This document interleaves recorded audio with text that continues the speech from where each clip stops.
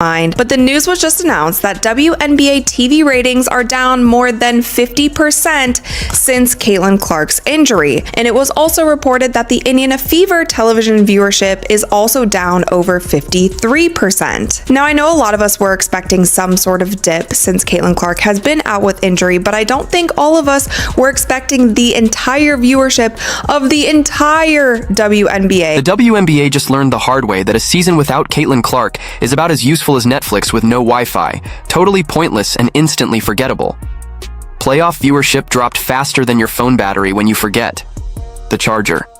Now the league is scrambling to stop fans from switching the channel. Did people completely tune out, or did they just wander over to watch lawnmower racing on ESPN Ocho? Either way, this playoff nosedive is uglier than a botched reality TV reunion. Today, is there any chance that the WNBA, that Kathy Engelbert saw some of the ratings that I'm about to show you now and said, hey, Indiana Fever, can you do us a favor? Can you do us a solid? Can you just tease a Caitlin Clark return, kind of boost these up a little bit? Can you just dangle a Caitlin Clark return in front of the fans' faces, try to boost these ratings up a little bit? There was one matchup that this league can consistently rely on to produce massive viewership numbers. This was supposed to be the WNBA's shining moment, the season where the league finally ditched the underdog label and proved it could play on the big stage. Instead, it looks like the whole operation tripped over its own shoelaces, face-planted into a nacho platter, and tried to sell it off as strategic marketing.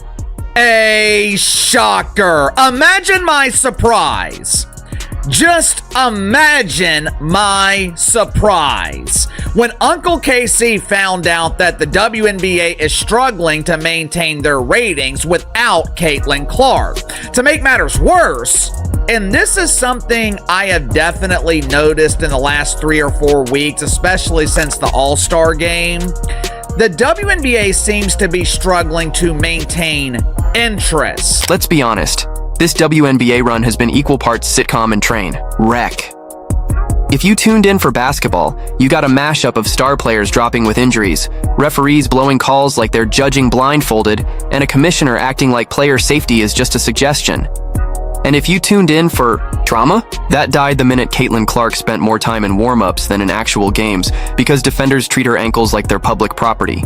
Every drive she takes feels like a crash test simulation. Think about Caitlin Clark, the operative word that comes to my mind is gratitude.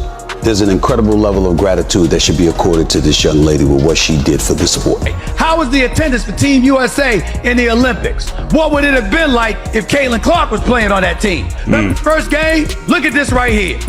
National broadcast viewership. What are we talking about here? 1,000, what is that? 1.219? Is that the number? And the game afterwards got 485,000. So the Fever and their game against the Minnesota Lynx was 1.219 million. You know things are bleak when the season's biggest storyline isn't a clutch game winner, but fans debating whether the league can stay upright long enough to crown a champion. Spoiler.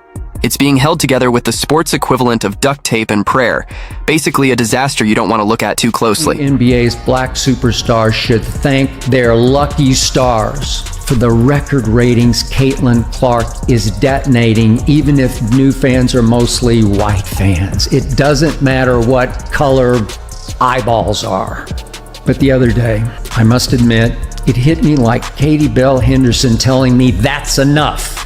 I told myself it's not racist for me to like Caitlin. And since we're here, let's talk referees.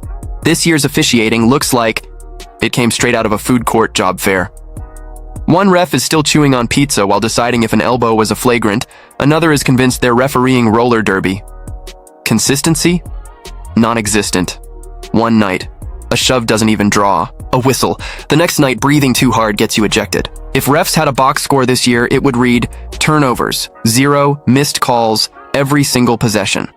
The WNBA has a problem, and that problem is Caitlin Clark not playing in WNBA games. Now, what all does this affect? The ratings are plummeting. Guys, there's ratings for a couple of these games that are eye-poppingly. Now, let's dive into injuries, because wow, this season looks more like an orthopedic surgeon's Christmas wish list than an actual basketball schedule. Caitlin Clark has logged more recovery time than game minutes, mostly because defenders hit her like she owes back rent. Every trip to the basket feels like an audition for the NFL, and she's not alone. 1 by 1. Stars are sidelined. Then Angel Reese decided she was out mid-season. In most leagues, that would be shocking. In the WNBA, it just feels like another symptom of chaos, because let's be real, when your leadership can't keep things steady, your refs look like they belong in a circus, and your players are constantly broken down. Why wouldn't someone bail? Reese probably figured she'd rather cash in brand deals than keep risking injuries in what feels like a demolition derby. That's not a trend that the WNBA is excited about. That's a trend that Kathy Engelbert would say, hey, Fever, hey, Lynn Dunn, hey, Kelly, hey, Amber, can you guys start dangling that Caitlin Clark return like you used to do? You know, before Caitlin Clark gave a statement and you guys were hands off. Can you guys, just string them along a little bit more? We want to get these ratings back up. We want to get these numbers back. And here's the twist. None of this exists in a vacuum. The WNBA has begged for years to be taken seriously, to be covered like a real league, to prove it's not just a novelty. But the league keeps sabotaging itself. The commissioner talks about player protection like it's some wild new invention. Fans actually showed up early on. Those first Clark-led games? Electric. ESPN finally cared.